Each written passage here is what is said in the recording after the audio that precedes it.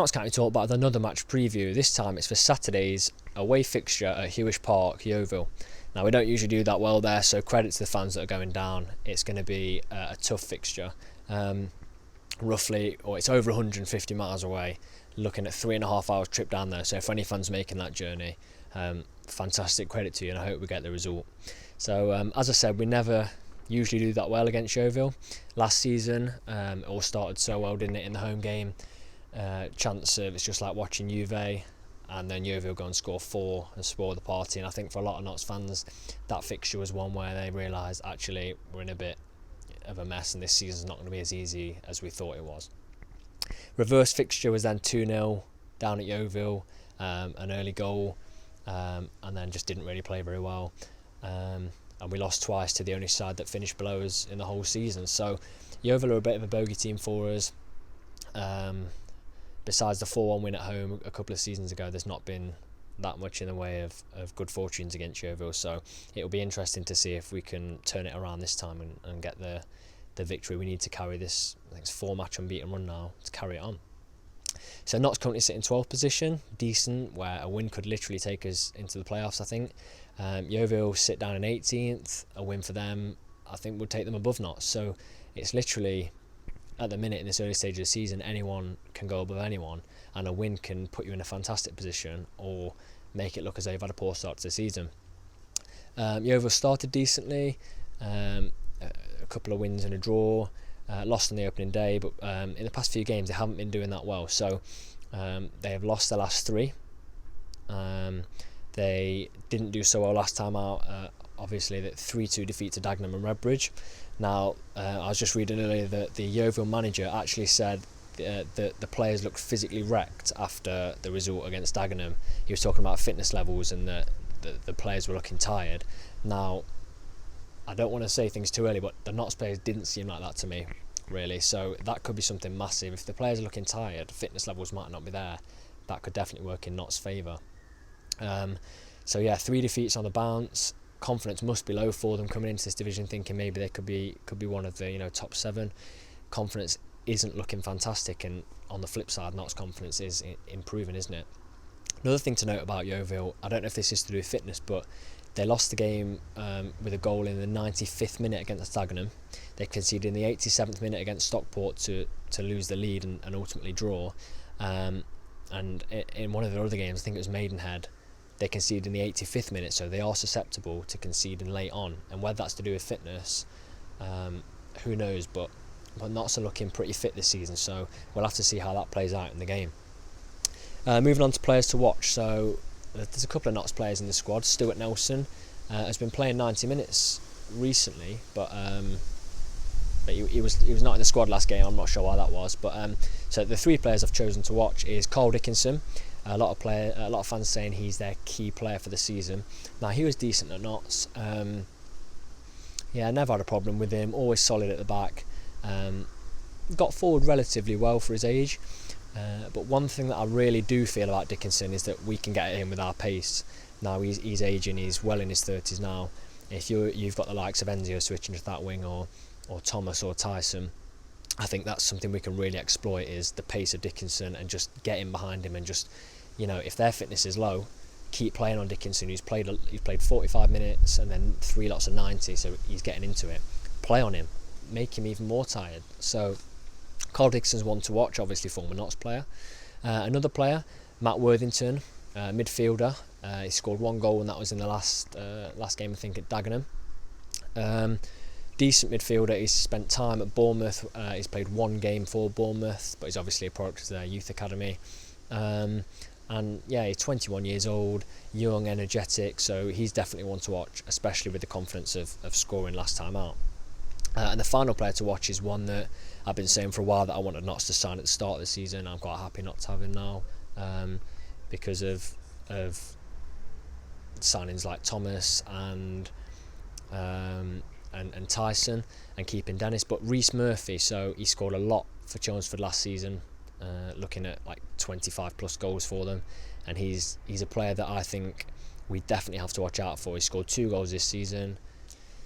So moving on to team news, the only major thing to really announce is that Andy Kellett has had his contract cancelled by mutual consent.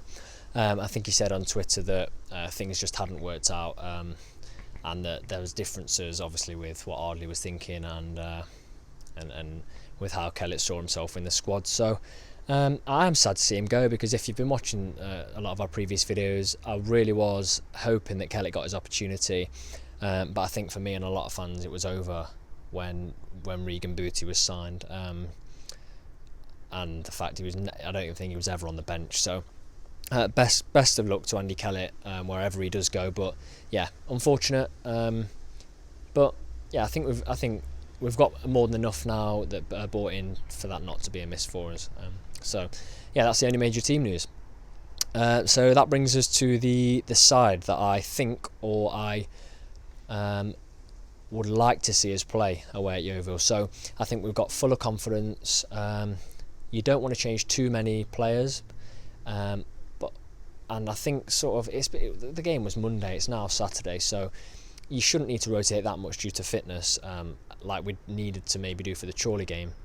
So I think a lot of the players picked themselves. For example, Slocum made the great save near post at 1-0, which would have been 2-0 to Chorley. And I think you see Wes Thomas's poacher's goal, that's gone in at the same near post that Slocum made his save. And that points out to just how invaluable a top-class keeper is at this level to keep it going. We probably would have gone in at 2 down at that point. So absolutely brilliant by Slocum. He obviously gets in goal. Left back, I would go with Damien McCrory. I think Bakayoko looked a bit out of sorts. I know we got that heavy challenge on him early on in the first half, and I don't know if that was maybe a dead leg or something. He kept signalling to Ardley maybe he wanted to come off, and he eventually did. I think for the past few games, McCrory has been a safer option at fullback to Bakayoko, so I'd like to see him put back in at left back. I'd like to see Graham reinstated with Turner as centre half. I think they've been building a good partnership, and I think it was more of not overplaying Graham at a young age that he wasn't in the squad against Chorley. Turner, fantastic performance, bringing the ball out of defence, just being the playmaker, and for me he has to play. And Kelly Evans at right back, and I think that would complete a solid back four.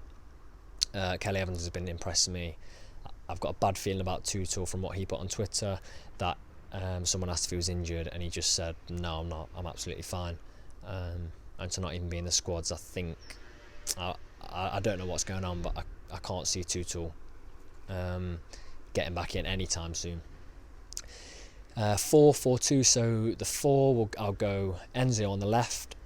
He's different class in this league. He doesn't do much off the ball, but I think as long as he keeps assisting and scoring, I think you always have room for a player of his ability in the squad. You know, you can maybe carry him for 20-30 minutes, but like you've seen with 2 goals recently outside the area, he's got to be in that squad, playing for the whole 46 games if he's fit enough, because he's going to win you matches. At a point where it's 1-1 and critical, he comes up with that little moment of brilliance, turns from the throw in, and we were right behind that in the stand. It just whipped in, brilliant. Centre mid, Jim O'Brien. I think he's brought this season a calmer head to his game, whereas the end of last season maybe it was to do with the nature of possibly going down and eventually going down. But he doesn't seem to be jumping into as many rash challenges, especially against Chorley. He was timing them brilliant, timing his interceptions, timing his challenges, marking his men, and I think O'Brien, for me, has to start. Now this is where there might be a bit of controversy. I will drop Rose for this game, because I think, bar a few nice moves, a few nice turns, and one nutmeg I can remember, I think he had a pretty poor game. Maybe not his fault, he was slipping everywhere. He gave the ball away so many times in the middle, especially in that first half, where not everyone was good, but Rose stood out for me as particularly poor. Maybe he just needs a rest and bring him back for Solihull, but I would put Doyle as the other central midfielder. I would never thought I'd be saying Doyle over Rose, but in the past few games he's been absolutely brilliant, and I think his football is doing the talking now. He seems to, maybe that red card did him good, it made him realise that I can't keep acting like this at this age when I'm one of the senior pros in the dressing room. And just the way he's playing recently, he's bossing midfield. So it's O'Brien and Doyle for me.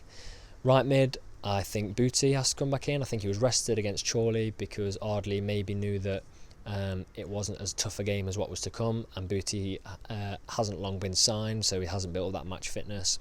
Came on for a little bit, and that was just to keep his legs ticking over, ready for this big game against Yeovil. That brings us to the strikers. So I think Dennis is our main striker from now on. I think he definitely has to start. His assist for Thomas's goal, if he saw Thomas's run and meant that, that's absolutely brilliant. And his goal was out of literally nowhere. Had his back to goal, turned, almost side foot past it into the bottom corner. Absolutely fantastic finish, and I wouldn't put it past him scoring again this weekend in the form he's in. And I think you could pair him with Tyson or Thomas. I'll go Thomas purely because he scored 2, Tyson scored 1. When he came on, he looked so dangerous, and I think as an impact player, Tyson coming off the bench with his pace is a great option to have. So I'll go Dennis and Thomas up front, and within only 3 games, you can see from Dennis's assist, they're building a partnership, and a Dennis and Thomas partnership in the National League could be absolutely brilliant. So that's the lineup I would like to go. 4-4-2, solid defence, very strong midfield, and 2 strikers that are bang in form. George is messing with his prediction. He's going for a 2-1 victory for Notts, and he's gone with Dennis and Enzio to score, and to be honest, that's looking realistic. That could happen. I'm going 1-0. I would have said a draw, but after hearing the comments of the Yeovil managers saying they were physically wrecked after their defeat to Dagenham, with Notts not looking too out of shape and Ardie rotating at the right times, and fitness seems to be bang on, I can see a 1-0 win. I would take a draw, but if we could come away with a win and then face Solihull with 5 games unbeaten, it's looking up for Notts. I'm going to say the goal scorer will be Thomas. I think he looks dangerous whenever he gets near goal, and 30 yards out, as we saw in the Chorley game. I think he looks dangerous and bang in form. So if you'd like to leave your team in the comment section below, and even add in the correct score, what you think it's going to be, and the goal scorers, that would be absolutely fantastic. As I've already said, all Notts fans going down, safe travels. It's going to be a long journey, and yeah, let's go. Thank you for watching.